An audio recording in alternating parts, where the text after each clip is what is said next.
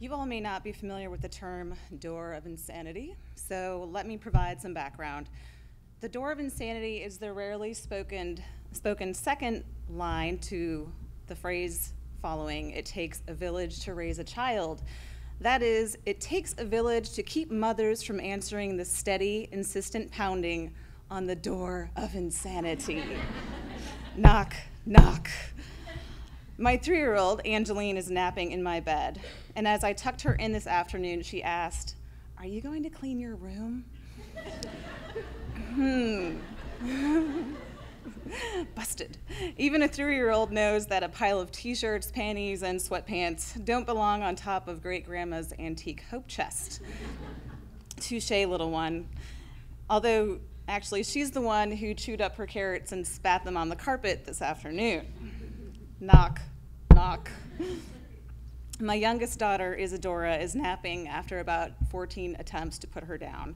She just recently moved into a toddler bed, so the novelty of getting up and adorning her hair with flocks of ribbons or slamming the rocking chair against the wall has not yet worn off.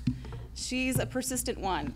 Tell her no too many times, and she'll march over to anything she can get her little toddler hands on and slam it to the ground. She'll look at you with steely eyes, her lips pouted, as if to say, "How you like me now?" Knock, knock. My friends' laughter and commiserating about their insanity quells my own parenting anxiety, and the knocking subsides. But the knocking on the door of insanity was quite loud a couple of years ago. I miscarried in a throbbing rush. I was at home. I actually held in my hand the dime-sized collection of cells that had been. In the end, I dug a tiny hole in our garden and buried it beneath perennials that bloom in the earliest of spring days. That door of insanity swung open. Over the phone, I told my cousin that I didn't want to get pregnant again.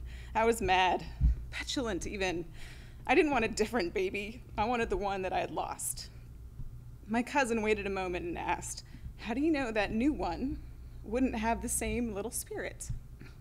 The door of insanity quietly creaked, inching toward closure. Yet another dear cousin, on hearing me say that I was trying not to be excited about being pregnant again, said, "If something happens again, it's not like pretending not to be excited will have helped.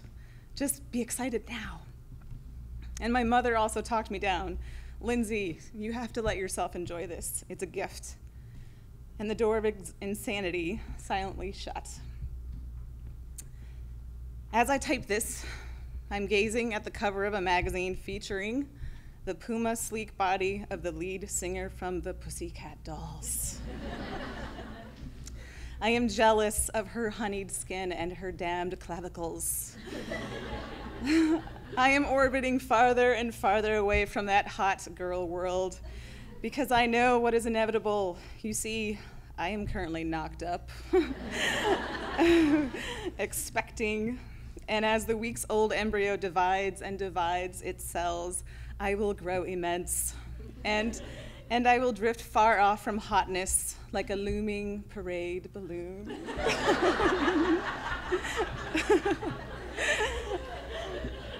I'll dance ponderously to "Don't You Wish Your Girlfriend Were Hot Like Me?" Knock, knock. However, when I'm standing at the kitchen sink and my husband walks by and pinches my pregnant derriere, because everything gets pregnant, the knocking at the door of insanity stops.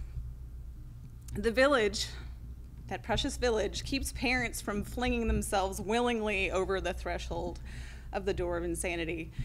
This was evidenced when my sister was diagnosed with leukemia when she was 6. She passed away when she was 9, and my parents were only 37. I don't know why I mentioned that, because they couldn't have handled it any better if they had been older or supposedly wiser. The door of insanity blew open and engulfed the whole family.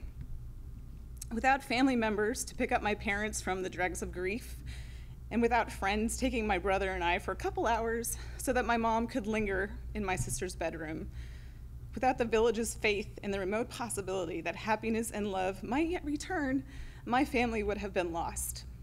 Over the years, the door of insanity closed millimeter by millimeter. It is still not shut, but only a sliver of darkness seeps through the gap. The village that saves us includes our children themselves. One of my proudest moments was when Angeline called me Poopy Mommy. Angeline, that is not nice.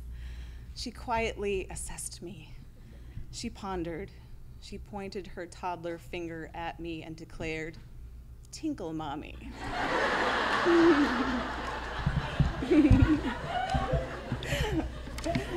In the moment that followed this declaration, there was no knock on the door of insanity. Instead, I was downright giddy.